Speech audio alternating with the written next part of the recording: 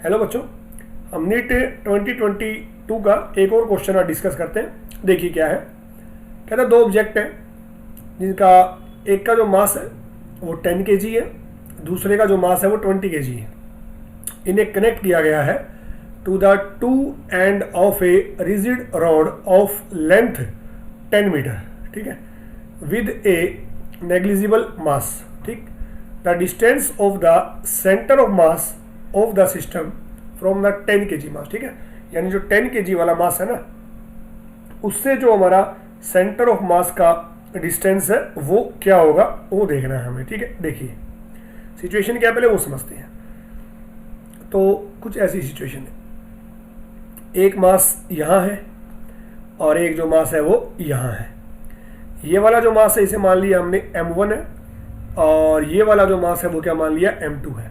ठीक है, इसकी वैल्यू है 10 किलोग्राम और इसकी जो वैल्यू है वो क्या है 20 किलोग्राम है। ठीक, और रोड की जो लेंथ है वो कितनी है 10 मीटर है। 10 मीटर है ये रोड की लेंथ होगी। ठीक है, तो पूछा क्या है कि जो सेंटर ऑफ मास है वो 10 वाले से कितना दूर है। माना हमने यहाँ है सेंटर ऑफ मास। ठीक है, ये हमारा है सेंटर ऑफ मास C। तो इसका डिस्टेंस निकालना है।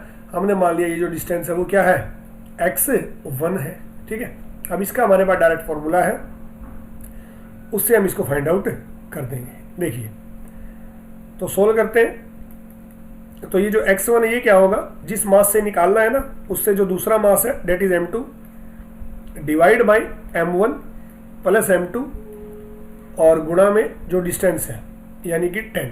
ठीक है, तो यहाँ पे वैल्यू रखेंगे। m2 कितना है 20 है और डिवाइड बाई 10 प्लस 20 और गुणा में 10। ठीक है, तो ये आ जाएगा 200 और डिवाइड बाई 30 है ना, तो ये कैंसिल हो गया, यानी आंसर आ जाएगा 20/3 मीटर। ठीक है, तो x1 जो है वो क्या आ जाएगा 20/3 मीटर।